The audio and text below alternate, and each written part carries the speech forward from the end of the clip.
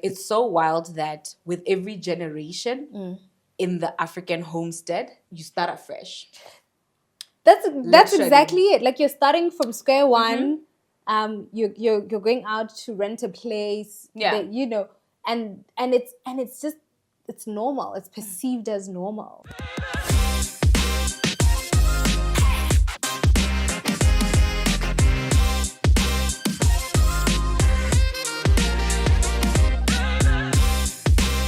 The sapiosexual platter. On the journey to self-actualization, should one rely on themselves or should one rely on others? In this era of obsession with self-development, coaches, therapists, mentors, on today's episode of the Sapiosexual Platter, we will be exploring the dichotomy between isolation and community in reaching one's growth goals. My name is Shatani Samalakai. And I am Balse Abo Ame. And this is the Sapiosexual Platter. Growth. Yeah. Tell us about your growth journey. Growth.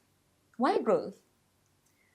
Growth because we talked about change in the last episode.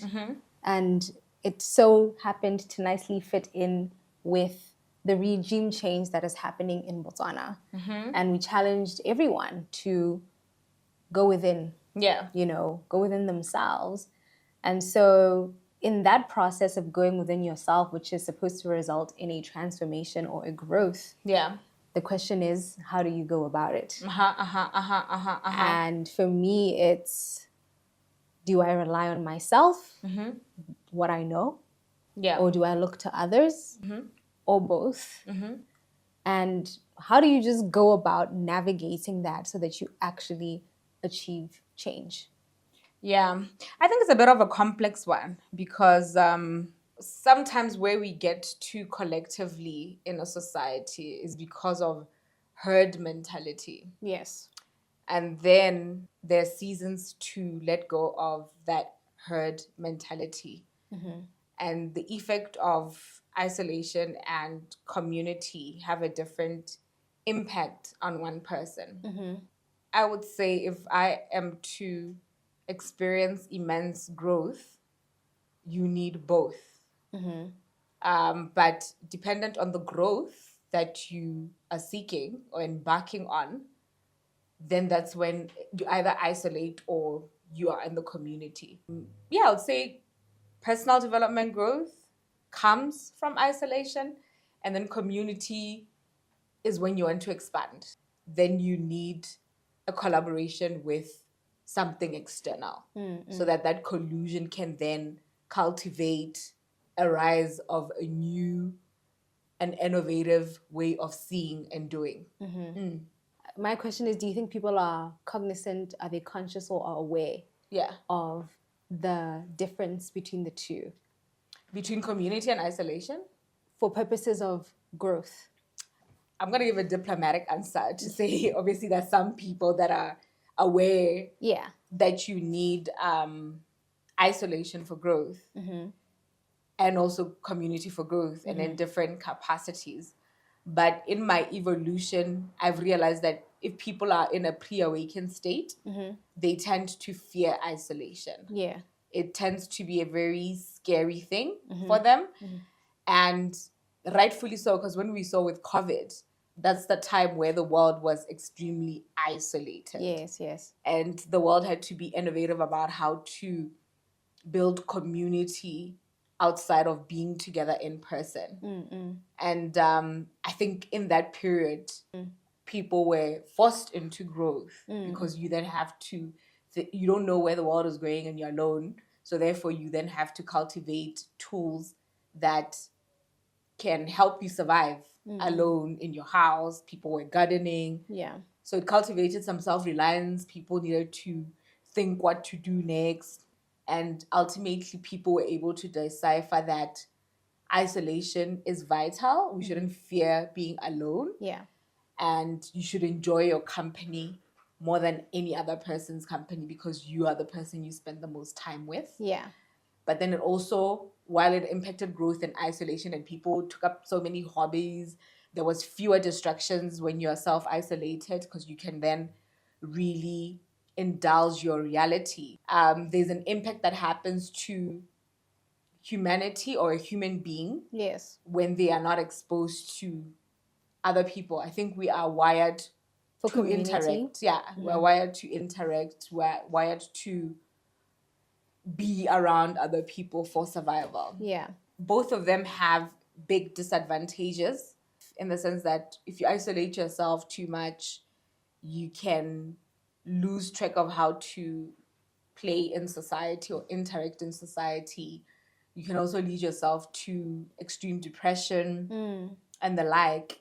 But then I think also community can be suffocating, in the sense that community has this nature to just be overbearing and want to help you navigate life and tell you what to do, what is best for you. Yeah. And if Africa is going to liberate, it'll be very interesting to see how we dwell in either one and in what way as nations, as well, first societies, then nations, then regions, then the continent. Yeah. Yeah. So yeah, everything you said, I'm in full agreement with. My reason for wanting to explore this topic is I had a moment where I was like, if you think about the innovators of the world, the creators, the inventors, you know, the Elon Musks, the Mark Zuckerbergs, they all interestingly seem to come from the West. Or, you know, the East. And in terms of where Africa is, there certainly are like African inventors, but if you look at statistically where they seem to come from, they seem to come from societies that value individualism. Whereas Africa is a community-based culture for the most part. That's how we operate with one another. So I was just thinking, is there a direct correlation to the degrees that we can actualize with the way that our socialization occurs, which is a socialization that has a huge emphasis on community. So you think about a complaint of a lot of, you know, African people with relation to family would be black tax, to say you grow up, you make money, and your budget has to then cater for your entire family. We look at concepts like lobola, you know, which is we're getting married, and in this economy, you still expect me to then, you know, save up money and cows and, you know, for the wife's family, to the detriment of the continuation of the growth of my own. So for me, it's like, oh, this is actually worth interrogating, because if you're unconscious of it, you don't realize how community biased you are at the same time. And whether you even have an ability to be in isolation. Because in my own personal growth journey, it's taken me a while to get to a place where I've never been uncomfortable being alone. But whether I was creating in my aloneness is another story altogether. I think I only started to really own myself and own my narrative and create direction for myself later on. And that's when I started learning about concepts like individuation, and then realizing you have to have a toolkit for that. And it's like just telling somebody, go isolate and you'll find yourself, you know, that's almost in the African culture, that stuff that like traditional healers do. If you think about the African narrative of who are the people that used to isolate. It would be the healers, you know, but everybody, the messiahs, you know, the baloi, you know, everybody else lives in the context of community, and everything you do is within context of community. And even in my own upbringing, there was such an emphasis on remember everyone in Yes. every decision that you make. So I'm interested to hear your views on how you think, the way we are raised has an impact on our ability to innovate and accelerate and reach the kind of heights that our counterparts in other continents have reached. I think that a huge part of tapping into innovation Yes. or inspiration, and the question that you posed was that, is it because of isolation? And why is it that in Africa we have limited experiences of people who invent and innovate on that level? And they're also bestowed the fame, the celebration that is bestowed on the Mark Zuckerbergs, the Elon Musks. I would like to maybe explore it in a different angle to just look at, let's say, Silicon Valley. Yeah. I think there's both isolation and community. And I think that the Western world knows how to tap into both of them for certain purposes. They understand that isolation allows you to explore your thought, explore the seat of your heart. But then they also have a deeper understanding that competition and is you get it from community that you're in. So if you create a hub of a place where people invent different things, that competition in that area and also just the sharing of knowledge creates and evolves communities to the next level. It grows them. And then now when you look at the African context, it's quite interesting because obviously because of our history as Africans, we've gone through what we've gone through. Yes. And African people, I think, are highly community-based people. Yes. That is just in the history of our evolution, how we were. And what I found fascinating is that in getting Africa to a place where it was broken, at a place where we were at conflict with one another as different tribes, it was isolation that was used to get us to that. So the concept of divide and conquer. Yes, They understood that if you isolate tribes of people, you're able to cause more friction amongst people. So that's also quite fascinating that in such a community-based environment, the colonizer knew to tap into isolation in order to break down communities, because with community, what you get is security, safety. Yeah. So it's like if you disintegrate and make people fewer and isolate them into certain identities, you limit the experience of life, you limit the experience of safety, the experience of knowledge, the experience of inspiration that you get from community. With that even being said, I think the way the African person is wired is community-based. It then makes me look deeply into the systems that are in Africa and realizing that Africa is community-based, and for us to thrive, we have to integrate our communities, our tribes, Yes. and to get rid of that residual energy of divide and conquer. But then it's going to be harder because our systems are wired for isolation. Because a lot of the systems that we have in place are capitalist systems. Yes. Individual-based systems in a way. So now if you take capitalism, which is so individual-based, and you put it in an environment that is wired for community, Then that's where it's just like where the confusion. Yeah, it's always a constant conflict between the two.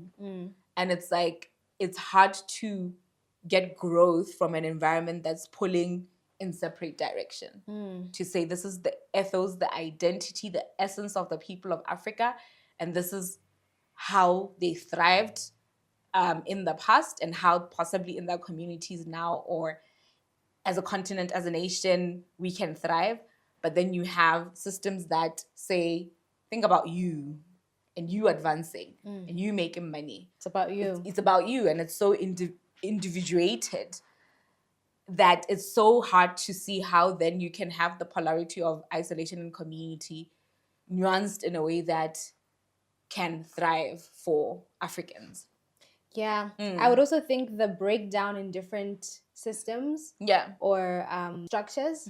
So be it the family, be it the church, be it the government, and especially with African governments, is at some point you go, I'm over this.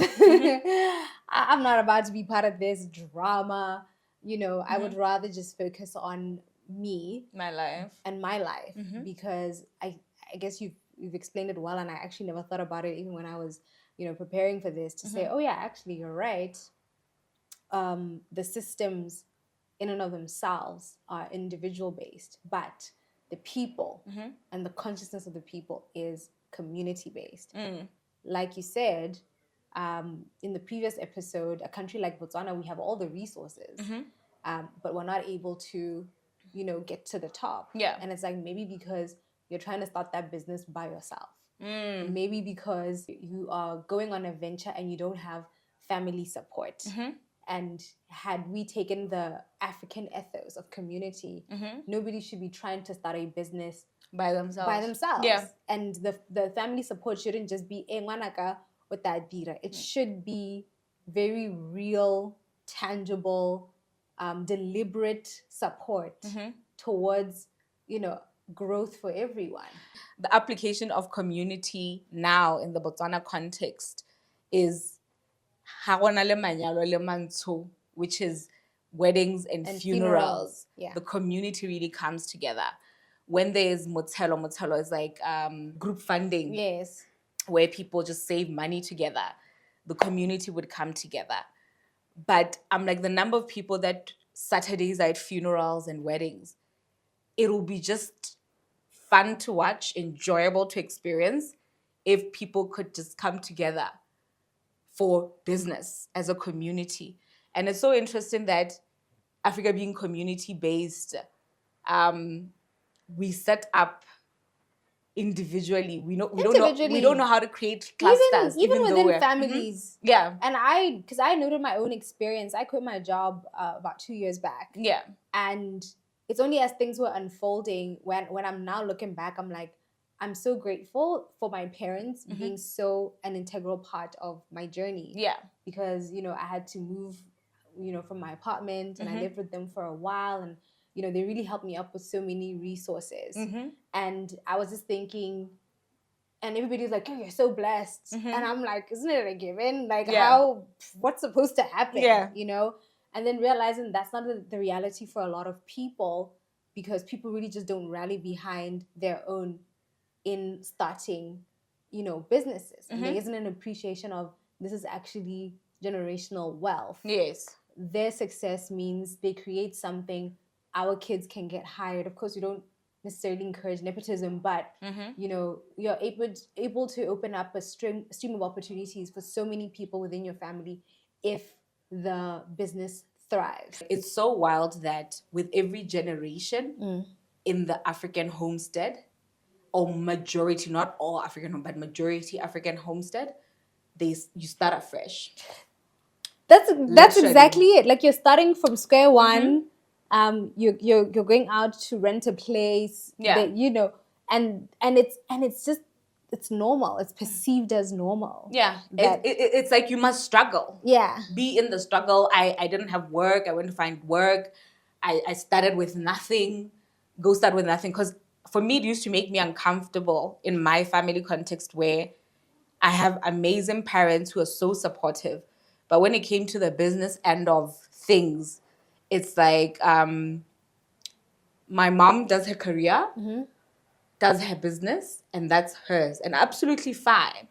And then it's like, me as my child, instead of like, you invested in this child, you put money in her education, she's so educated, so qualified, and instead of saying, now come and join into what I'm creating, let's expand it, it's like, go out there and find a job. And start again. Go out there and start again. Start from scratch. Yeah. So there's no continuancy. Yeah. In terms of career, in terms of earning capacity, when it comes to a lot of families in Africa. Yeah, and in terms of expanding the family footprint. Yeah.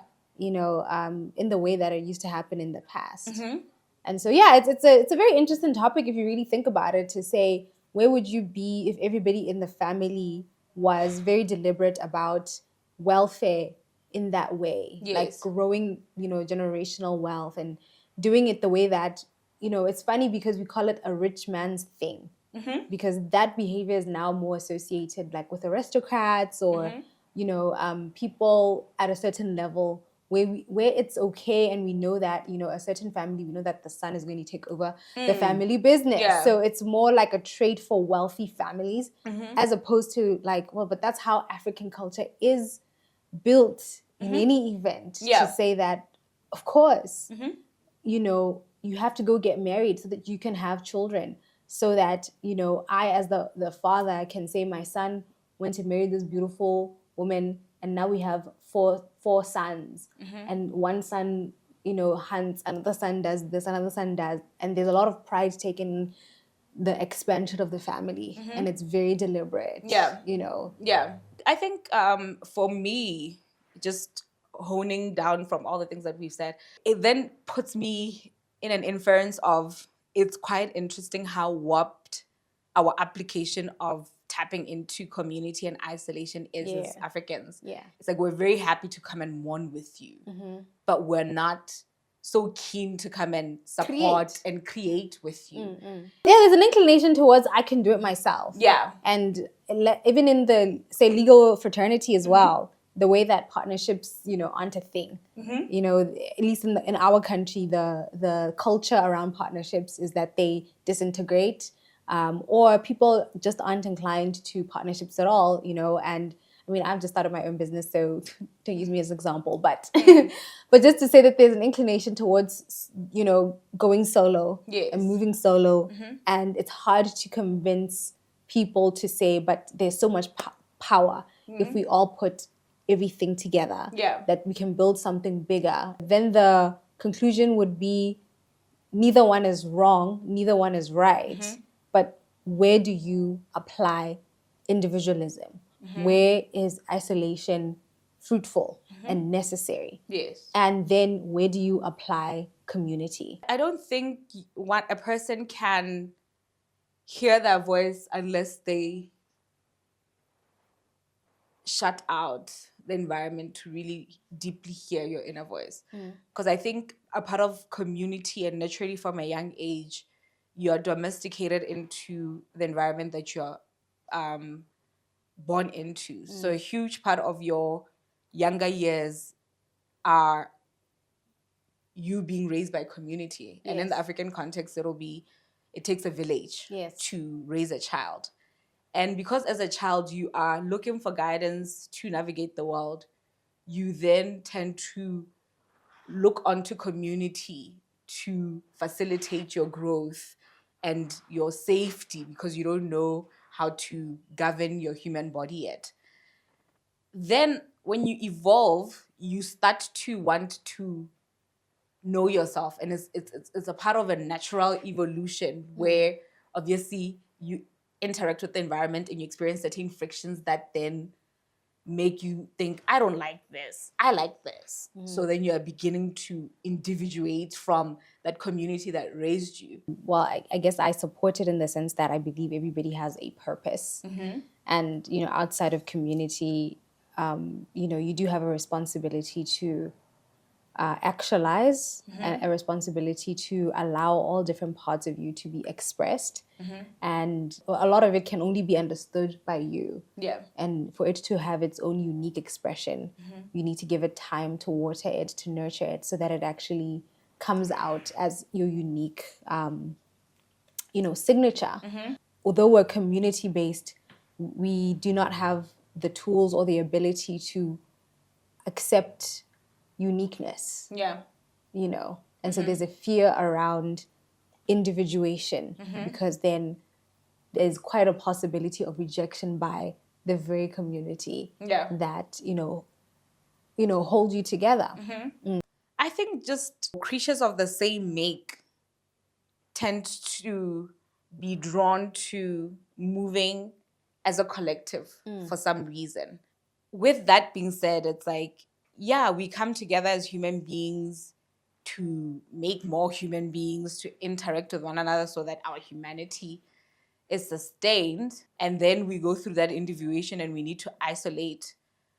And it's hard because in African context, I think setting the foundation of individuation, come and learn how to become a man, a woman. Yes. So you then go through The initiation. the initiation and you're isolated from the rest of community and you're with your cohort and they just give you the tools to be able to navigate adult life within yourself in the context of your community. I think we have evolved into a community of extremely isolated people, but also overstimulated people in terms of interaction. So now we have a community online.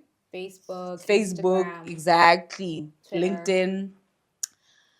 But you'll be in the comfort of your home, having 20,000 followers, you're interacting with those followers.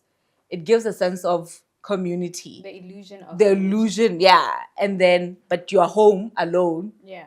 And you are dealing with things alone. So we've gotten to a dangerous place because the reason why in the Western world we have so many extreme cases and many cases of mental depression, well-being, suicide, exactly, is because it's mostly isolated environments.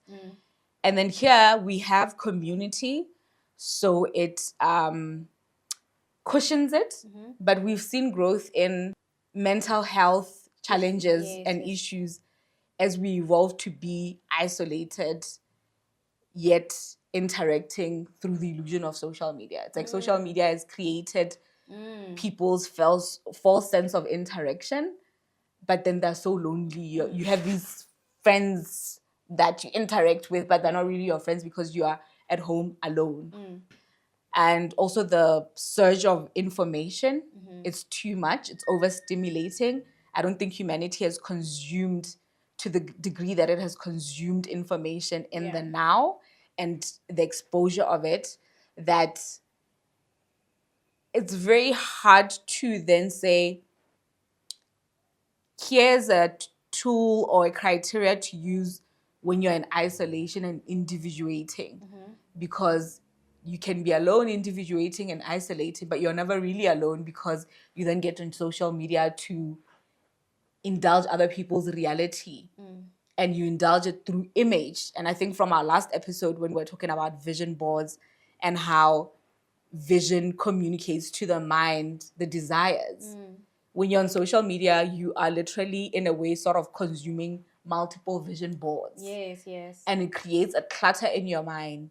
So even if somebody can give you a criteria to say, this is how you actualize through isolation, the temperament and the destruction of all those other variables that come with social media, you're not truly isolating.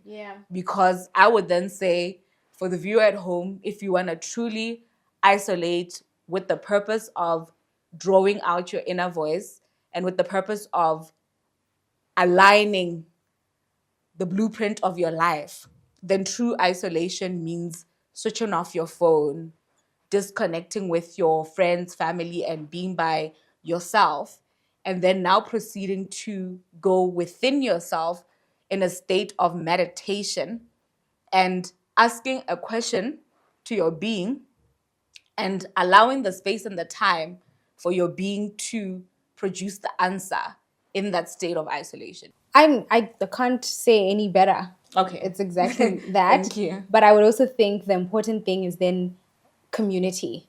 And my thing now is, to the extent that there has been a disintegration in several community structures as we knew them, in the sense that there isn't a deliberate, there isn't a plan per se. Yes. Like when we sit down as a nation, say, what's the blueprint for what a family should look like? And we had that deliberate conversation to say it must be headed by a man and this must happen, have we had deliberate conversations about other structures? And I think now in individuation and appreciating who you are, then the next level is, I think we're in a generation where we now have to be deliberate about creating those communities. Communities where you raise children together, you have businesses together, you have like-minded people together. Yeah. So I think it's giving rise to a different type of community of friends and people with similar values, as opposed to DNA family type of communities. Yeah. I think that's perhaps the key to surviving,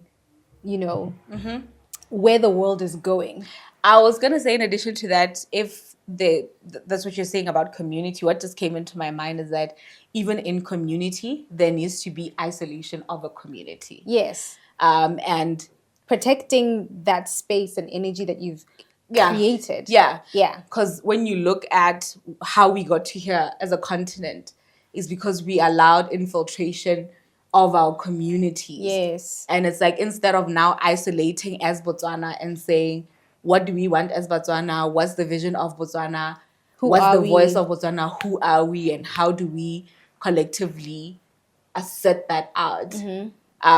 We tend to benchmark, to borrow, without ascertaining our own voice before we then say, now we can go out and borrow from other people and tweak that with where it's necessary, inspiration from other communities. Absolutely. Yeah. So yeah, I think it's a question to ponder on in terms of isolation, individualism. Just look into your life and ask yourself, are there areas that you've neglected? Yeah. Areas that you are afraid to face? Yes. Because, the other issue is just being able to confront yourself. And then look into, okay, now that I've created this idea of myself that I love, is the community around me going to foster growth and multiplication of the identity that I have chosen? And then that's where I think the magic and the power is, because I think if you've watched our previous episodes and we're talking about our friendship, I think it's testament to individuating in one way, and then that individuation leading to, okay, here's somebody that aligns, and more. She did share her journey about India and mine too, but part of it was also weaning off so many people that were in our lives that were great but just didn't align. And so now there's a whole new community that's come up that feels more aligned, feels more organic. And so and I implore you to tap into isolation and community to grow yourself and really research how it impacts you with your character, your personality, because if we want to elevate ourselves to the independent thinking that we're talking about as sapiosexual platter, then it is very much necessary to really inform yourself about those concepts and how they relate to your life. We're excited to talk to you again on the next episode of the Sapiosexual Platter. I am Shatani Samalakai. And I am Belse Abo Ame.